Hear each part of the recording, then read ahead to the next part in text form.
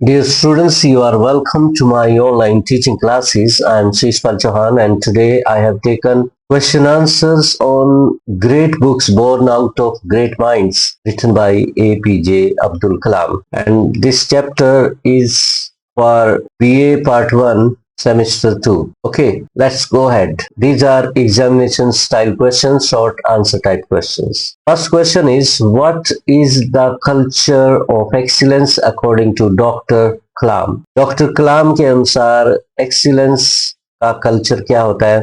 According to Dr. Kalam, excellence cannot be achieved all of a sudden. It's a continuous, lifelong process. Man tries to make himself, his organization and country excellent by contributing continuously. Doctor APJ Abdul Kalam कहते हैं कि जो culture of excellence होता है, उत्कृष्टता प्राप्त करना life में, किसी भी कार्य में परफेक्शन प्राप्त करना, वो अचानक नहीं आता। ये एक प्रोसेस है। This is a life long process. Even अगर आप एक लेवल तय कर लेते हो कि ये लेवल हमारा यहाँ तक जाना है, it also takes hard work, perseverance, patience, what you call regularity, consistency and all that. जब आप किसी टास्क को लेते हो, उसको अच्छे से करना चाहते हो, उसमें परफेक्शन लाना चाहते हो, तो परफेक्शन जो होती है, ये आदत अचानक नहीं बनती इंसान की। आमतौर पे क्या होता है कि स्टूडेंट्स का एग्जांपल दूंगा मैं,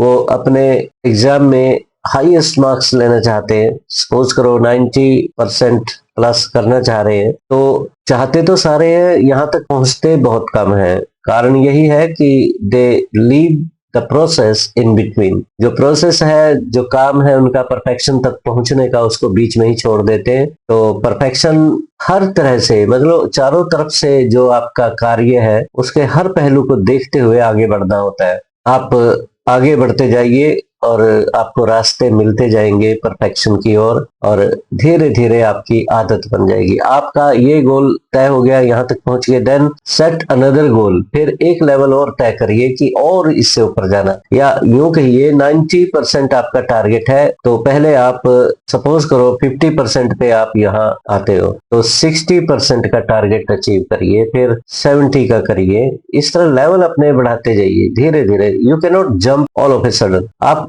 अचानक जंप नहीं लगा सकते यहाँ तक। तो इस क्वेश्चन में यही बात पूछी है कि आप जो कल्चर है एक्सीलेंस का according to doctor APJ Kalam, Abdul Kalam, वो क्या है? Right, according to doctor Kalam, excellence can not be achieved all of a sudden. पहली बात उन्होंने ये कही कि एक्सीलेंस अचानक नहीं आती। आप जंप नहीं कर सकते। एक छोटे लेवल से बड़े लेवल तक पहुंचने के लिए आपको कुछ लेवल सेट करने पड़ेंगे।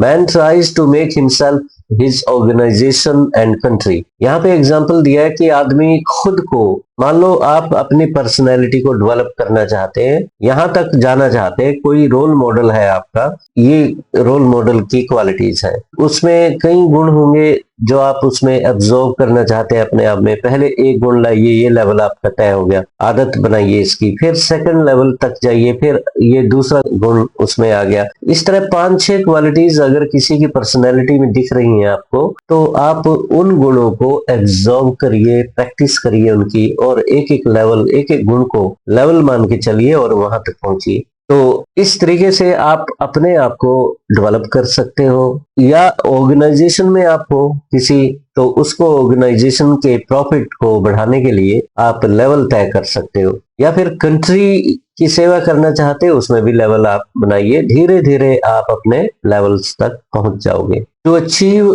The goal of excellence, some standards और levels have to be set. जो बात मैंने ऊपर कही है वो यहाँ पे है। कुछ स्टैंडर्ड्स आपको सेट करने पड़ेंगे। After achieving a level of excellence, एक लेवल अचीव करने के बाद another goal is set and then the same process of continuous struggle to reach there is completed. फिर वही प्रोसेस चलेगी, कंटिन्यूअस स्ट्रगल चलेगा, आपका हार्ड वर्क चलेगा, सारी चीजें उसमें आ जाती हैं, तो तब वहां तक पहुंचोगे। This is the culture of excellence. इस तरीके से आपकी एक आदत बन जाएगी और परफेक्शन की तरफ आप हमेशा अपने कार्यों में परफेक्शन ढूंढोगे, करोगे। Second question is, what makes human beings autonomous learners? How can one achieve excellence in life? Autonomous का मतलब होता है, ऑटो होता है अपने आप, स्वयं जो चलती रहे, ऑटोमोबाइल्स, स्वचालित जिसे कहते हैं। तो लर्नर बनने के लिए आप लर्नर कैसे बन सकते हो? लगातार आप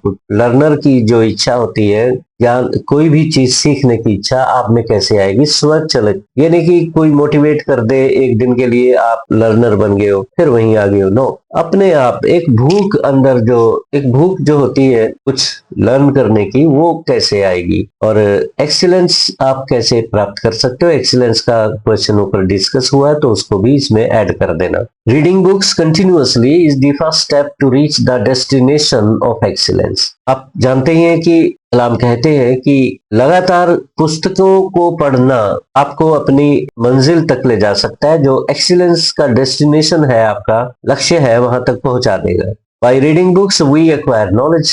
बुक्स पढ़ के हमें ज्ञान की प्राप्ति होती है, लर्निंग करते हैं हम। We continue to achieve one level of excellence and then another. हम एक लेवल से दूसरे लेवल तक जाते रहते हैं एक्सीलेंस के। This is a life long process. और ये जो प्रोसेस है ये लगातार होती है, ये नहीं कि आज आपने एक बार कर लिया तो ये ऑटो स्टार्ट हो जाएगी। नो, हाँ, आदत बन जाती है तो ऑटो में आती है। लाइफ लॉन्ग प्रोसेस है, it makes us autonomous readers. और जब बार बार करोगे किसी कार्य को तो वो आदत बन जाती है। तो आप पुस्तकें पढ़ते हो, कई महीने आपने लगातार पढ़ी है, तो एक भूख आपके अंदर हो जाएगी, आपकी आदत बन जाएगी पुस्तकें पढ़ने की। Then you are autonomous reader. Reading becomes our habit in this process. इस प्रोसेस में रीडिंग हमारी हैबिट बन जाती है। To achieve the goal of excellence, excellence का गोल अचीव करने के लिए सम स्टैंडर्ड्स और levels have to be set. कुछ लेवल हमें सेट करने पड़ते हैं। Then hard work is required to achieve the target. फिर उस टारगेट को अचीव करने के लिए कठिन परिश्रम चाहिए। After achieving a level of excellence, एक लेवल पे पहुंचने के बाद अनदर गोल इज सेट, फिर एक और लेवल सेट किया जाता है। Then the same process of continuous struggle to reach there is completed. फिर वो प्रोसेस चल जाती है। तो इस तरीके से आप एक लेवल से दूसरे लेवल तक जंप कर सकते हो। ऑल ऑफ ए सडन आप हाईएस्ट पॉइंट पे नहीं जा सकते। Question 3 is what do you know about doctor Kalam's findings on his interactions with youngsters. Youngsters से जब डॉक्टर कलाम इंटरेक्शन करते हैं, मिलियंस यंगस्टर से उन्होंने बातचीत की है, इंटरेक्शन किया है, तो उनकी फाइंडिंग्स क्या है, उन्होंने क्या निष्कर्ष निकाले, कंक्लूजन निकाले। Doctor Kalam says that interaction with children becomes very interesting. वो कहते हैं बच्चों से इंटरेक्शन करना बहुत दिलचस्प होता है। It's because they create a story out of what they listen. इस वजह से कि वो जो भी सुनते हैं बड़े ध्यान से सुनते हैं, जैसे कोई कहानी सुन रहे हैं, और वो उस वार्तालाप को, इंटरेक्शन को एक कहानी बना देते हैं। They start experiencing the stories being told to them. और जो कहानियां उन्हें सुनाई जा रही है, जो बातें उनसे की जा रही है, जैसे एग्जाम्पल दे दे के बात की जाती है, डॉक्टर कलाम करते थे बच्चों से स्टोरीज सुना सुना के उनको ज्ञान देते थे, तो वो उन स्टोरीज को जीना शुरू कर देते थे, उनमें रहना, कि वही जो कहानी के पात्र है वही बन जाते थे बच्चे। The narrator also feels as if he were living in the make believe world of children. और नरेटर यहाँ पे डॉक्टर APJ अब्दुल कलाम है। ऐसा लगता है उन्हें भी जैसे वो उन बच्चों के जो बनावटी दुनिया है, मेक बिलीव वर्ल्ड है, उसमें जी रहे हैं, खुद भी वो जी रहे हैं इंटरेक्शन के साथ। खरगोश की और शेर की कहानी है। जंगल का राजा कौन है? तो शेर है, तो उसको किस तरह से मूर्ख बनाता है खरगोश। तो बच्चे कहानी सुनते सुनते, कुछ बच्चे अपने आप को शेर मान लेते होंगे, कुछ बच्चे अपने आप को खरगोश मान लेते होंगे। तो इस तरीके से वो उन कहानियों को जीते हैं। How can it be said that excellence is not by accident? ये कैसे कहा जा सकता है कि एक्सीलेंट बाई एक्सीडेंट नहीं आती, अचानक नहीं आती। What happens as one moves towards one's dreams? जब कोई व्यक्ति अपने सपने साकार करने की तरफ बढ़ता है, चल पड़ता है, तो क्या होता है? Doctor Kalam says that excellence can not be achieved all of a sudden. Kalam कहते हैं कि एक्सीलेंस अचानक तो नहीं आती, आप अचानक तो एकदम ऊंचाइयों पे नहीं जा सकते। It requires a regular hard work and patience. इसमें लगातार कंसिस्टेंसी के साथ कठिन परिश्रम चाहिए होता है, सब्र चाहिए होता है। जरूरी नहीं है कि आपको सफलता पहली बार में मिल जाए, एकदम मिल जाए सफलता, फेलियर्स मिलती है हमें, वहां हमें टिकना पड़ता है, फेलियर्स में सब्र करना पड़ता है। One has to face failures on the way to success. Success के रास्ते में बहुत अड़चने होती हैं, बहुत कठिनाइयां होती हैं, सब्र टूटता है इंसानों का, लोग हार मान लेते हैं, तो हमें वहां हार नहीं माननी। But the person has to continue his efforts to reach the level of excellence. हार मान ली तो बात खत्म हो जाती है। अगर आप बढ़ते जा रहे हैं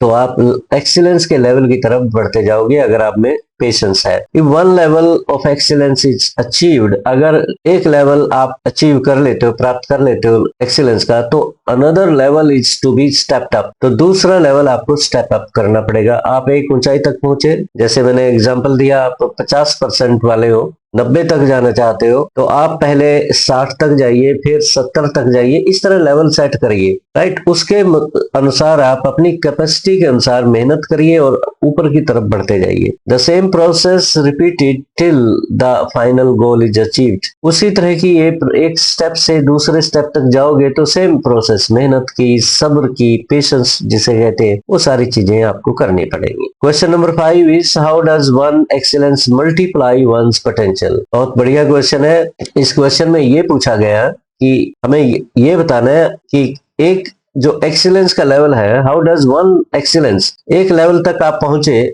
आप 50% से यहाँ पे 70 तक आगे सपोज करो, एक लेवल हुआ, 90 तक का दूसरा, ये 80 तक का दूसरा हुआ, तो किस तरह से ये आपके पोटेंशियल को भी बढ़ाता है, आपकी कैपेबिलिटी जो है वो भी बढ़ती है साथ साथ। कैसे भला, जब आप एक लेवल तक जाते हो, 60% तक गए, तो जो मेहनत करने की आदत है वो डबल होती जाएगी। आपको लगेगा कि मैं सीटिंग आपकी 1 घंटे की है, आप यहाँ तक 2 घंटे की सीटिंग कर लोगे, ब्रेक दे के आप 2 घंटे और निकाल लोगे। आज तक आपने ऐसा नहीं किया, आप पूरे दिन में 1.5 घंटा सेल्फ स्टडी करते हो। अगर आप लेवल सेट कर लेते हो तो धीरे धीरे बैठने की जो सिटिंग की कैपेसिटी है वो बढ़ जाएगी, मेहनत करने की आपकी कैपेसिटी बढ़ती चली जाएगी। इस तरह हमारा पोटेंशियल जो होता है मल्टीप्लाई होता है। When a person works according to his capacity, जब व्यक्ति अपनी कैपेसिटी के अनुसार कार्य करता है, हिज परफॉर्मेंस ग्रेजुअली इंप्रूव्स, उसकी परफॉर्मेंस जो है, आउटपुट जो है, धीरे धीरे ग्रेजुअली इंप्रूव होती जाती है।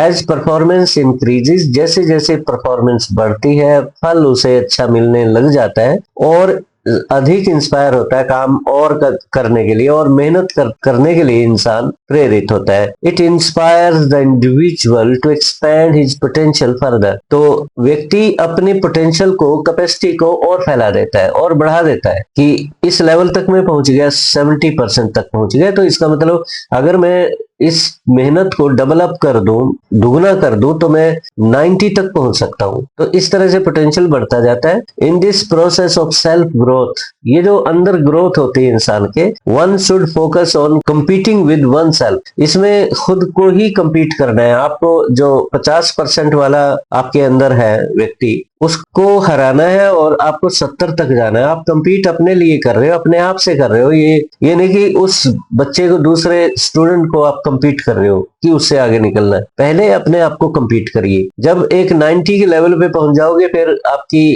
कंपटीशन दूसरों के साथ हो जाएगा, तो तब भी आप अपने आप को ही लेके जाना कि 95 तक जाना है, राइट। तो कंपटीशन आपका खुद का है, नहीं तो आपको दिक्कतें आएंगी। अपने अंदर एक चेंज पैदा करो। True progress lies in self improvement, जो असली प्रोग्रेस होती है वो अंदर होती है।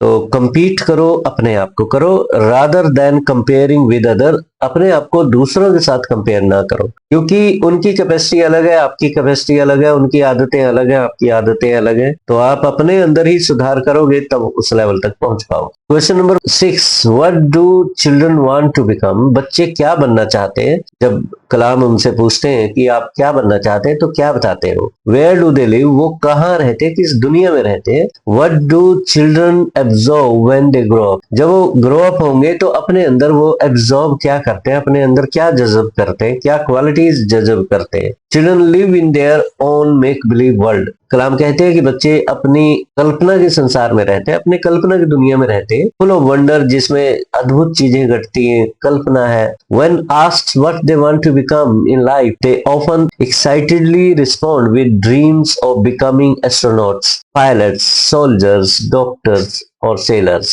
कलाम कहते हैं कि जब बच्चों से पूछा जाता है कि आप जीवन में क्या बनना चाहते हैं, तो बहुत एक्साइटेड होके, उत्साहित होके रिस्पॉन्ड करते हैं, अपने सपनों को देख रहे होते हैं, जी रहे होते हैं कि मैं डॉक्टर बनूंगा, एस्ट्रोनॉट बनूंगा, तो बोल देते हैं। कोई पायलट बनना चाहता है, कोई सोल्जर बनना चाहता है, कोई सेलर बनना चाहता है। एज दे ग्रो ओल्डर, जैसे जैसे वो उम्र में बड़े होते हैं, and are influenced by films, और फिर वो प्रभावित होते हैं फिल्म से, प्लेज से, नाटक वगैरह देखते हैं, नॉवल से, they add even more colourful fantasies to this imaginative world. वो जो कल्पना का संसार है, इसमें और फैंटेसीज ऐड हो जाती हैं, उसमें और ड्रीम उनके बढ़ जाते हैं। कोई कहेगा कि मैं मिस यूनिवर्स बनना चाहती हूँ, मिस्टर इंडिया बनना चाहता हूँ, तो इस तरह से उनके अलग अलग सपने हो जाते हैं। Shaping their dreams with the stories they see and read, जो वो किताबों में पढ़ते हैं, जो वो कहानियां सुनते हैं या पर्दे पे देखते हैं, स्क्रीन पे देखते हैं,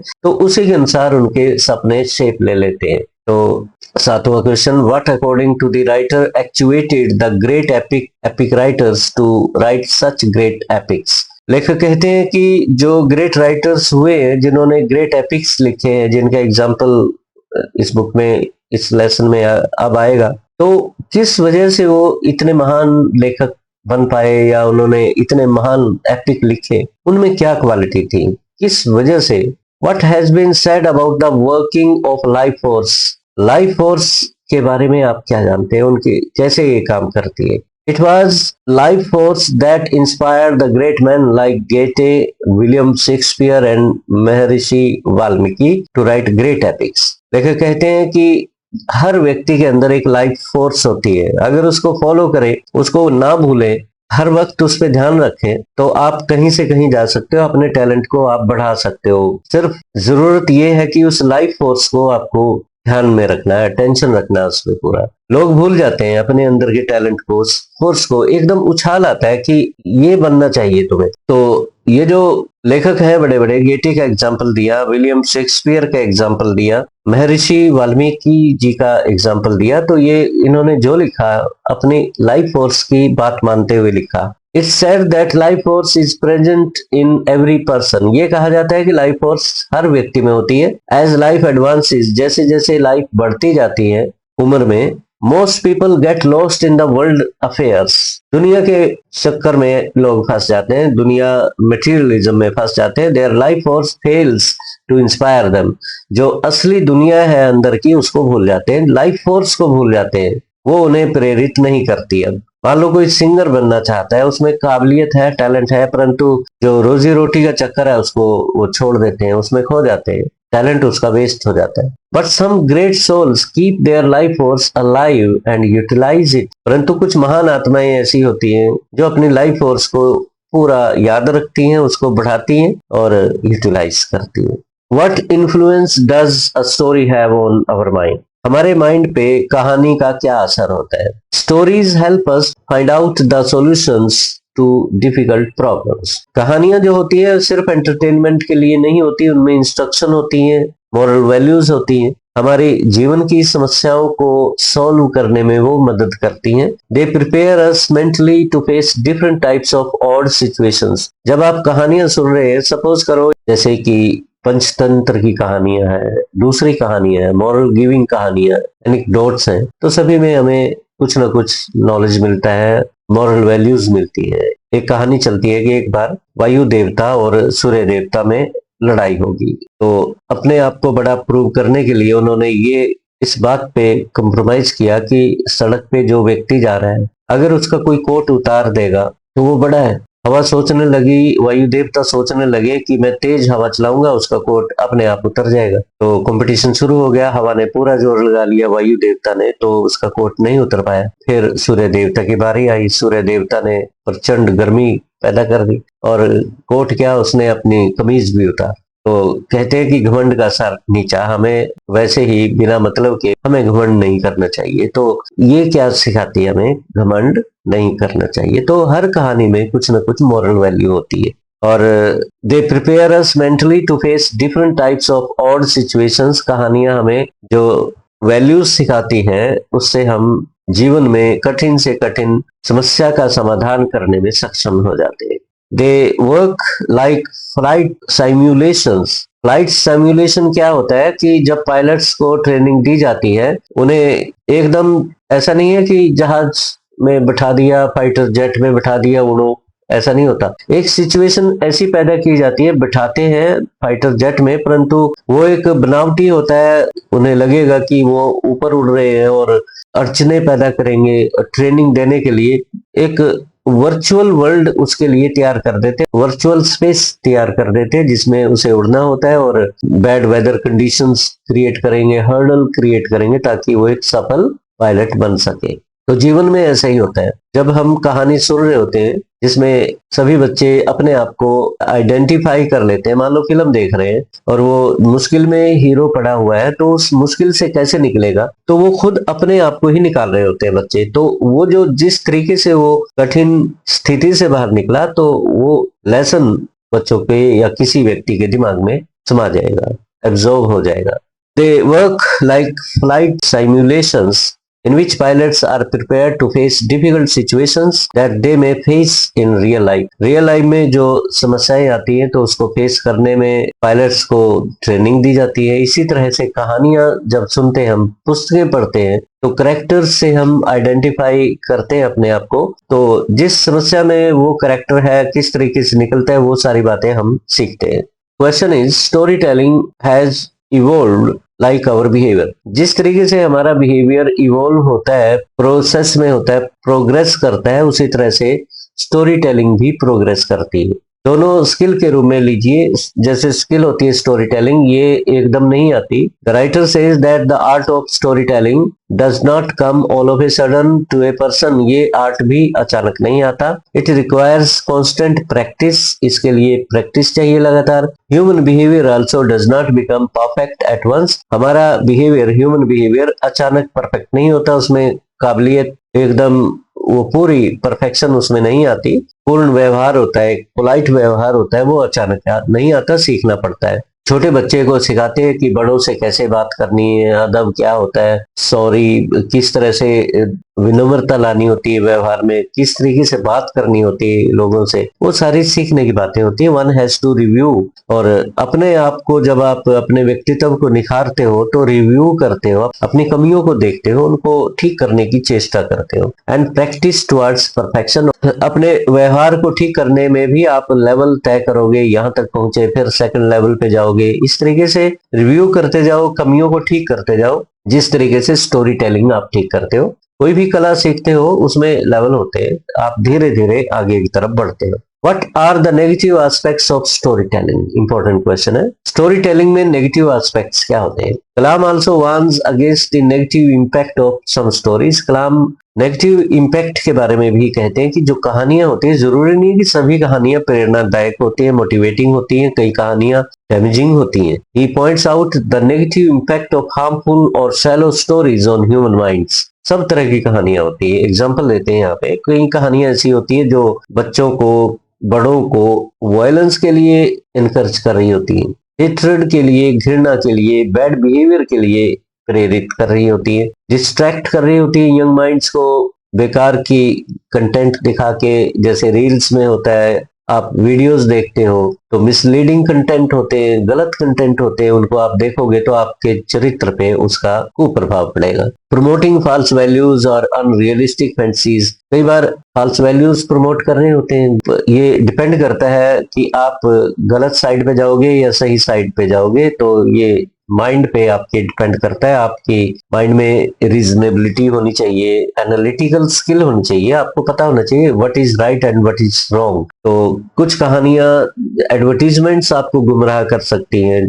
धोखे चल रहे होते हैं नेट पे, इंटरनेट पे, आप देखते हो इंटरनेट की दुनिया में कितने जालसाजी होती है, स्कैम्स होते हैं, वो गलत होते हैं। Doctor Kalam stresses the importance of choosing the right books. और पुस्तकें भी जरूरी नहीं है कि अच्छी अच्छी होती है, बुरी पुस्तकें भी बहुत होती हैं। आपको सही पुस्तक चूज करनी है, कहानियां सही चुननी है, as they play a major role in shaping the future of individuals and society. क्योंकि पुस्तकें, कहानियां, ये हमारे माइंड को शेप करती है। कंटेंट हमारे अंदर जाता है, गलत कंटेंट जाएगा तो हमारे एक्शंस भी गलत होंगे। What does Dr. Kalam say about Goethe, Shakespeare and Valmiki? तो काफी इंपॉर्टेंट क्वेश्चन है, लॉन्ग क्वेश्चन भी काफी इंपॉर्टेंट है ये। The author further talks of great minds of the past. लेखक पास्ट के ग्रेट माइंड्स की बात करते हैं। They wrote great books. In great minds ने महान पुस्तकें लिखी। गेटे ने फॉस्ट लिखा, डॉक्टर फॉस्टस बाद में बना, शुरू में फॉस्ट लिखा गया। The great German epic. Shakespeare wrote great plays in which he would see the past, present and future. जितने भी महान लेखक हुए हैं उन्होंने जो भी लिखा है वो आज भी उतना उपयोगी है जितना वो पास्ट में था, फ्यूचर में भी उतना उपयोगी होगा जितना वो आज है। तो पास्ट, प्रेजेंट और फ्यूचर उनके कृत्यों में, उनकी क्रिएशन में है, झलकता है। विलियम शेक्सपियर ने 37 प्लेज लिखे, ग्रेट प्लेज लिखे। उनमें इतने कैरेक्टर्स हैं जो आज भी आपको शाइलॉक जैसे लालची व्यक्ति आज भी मिलेंगे, क्रूअल आज भी मिलेंगे, यागो जैसे क्रूअल कैरेक्टर्स आज भी मिलेंगे। तो हर कैरेक्टर आज भी उतना ही सजीव है जितना पहले था। The great epic master Valmiki wrote the story of the Ramayana. Valmiki ji ने रामायण लिखी तो पात्र उसमें आज भी पूजे जाते हैं, आपको पता है। Also stands for the past, उसमें भी प्रेजेंट, पास्ट, फ्यूचर की उपयोगिता है। They were able to write such great books because their minds were inspired by the life force. वो इतने महान एपिक इसलिए लिख पाए क्योंकि उनके माइंड्स इंस्पायर थे लाइफ फोर्स से, जो उनके अंदर टैलेंट था, जो वो एब्जॉर्ब करते थे आसपास के जीवन में से बातें, उनको अच्छा बना के पेश करना अपनी क्रिएशन में उन्होंने अपनी बुक्स में उसे पेश किया। लास्ट क्वेश्चन लेके चलते हैं। What message does Kalam give at the end of the speech? इस स्पीच के एंड में कलाम क्या मैसेज देते हैं? Doctor Kalam advises the young minds, नौजवान व्यक्तियों को एक सलाह देते हैं, who want to become great authors, जो महान लेखक बनना चाहते हैं नौजवान व्यक्ति, कि वो अपनी लाइफ फोर्स को पहचाने, अंदर जो एक प्रेरणा है, आपकी इंस्पिरेशन है, उसको पहचाने, उसको मरने ना दे, प्रेरणा को हमेशा जागृत करके रखें। दे शुड असेंबल, उसे इकट्ठा करें, इंटीग्रेट करें, कॉन्सेंट्रेट करें, उस पर केंद्रित करें अपना मन। To use it to produce great works of literature, साहित्य की महान कृतियां लिखने के लिए अपने लाइफ फोर्स का इस्तेमाल करें। तो प्यारे बच्चों, हमने 12 क्वेश्चन लिखे। मुझे उम्मीद है कि आप बोर नहीं होंगे। काफी लंबी वीडियो बन चुकी है और I hope you would like these questions in simple English I have written, and I hope that you would subscribe to my channel also. Please do not go without subscribing to my channel. Thank you very much. इसके बाद हम long question लेके आएंगे। Till then, have a nice day. Enjoy yourself.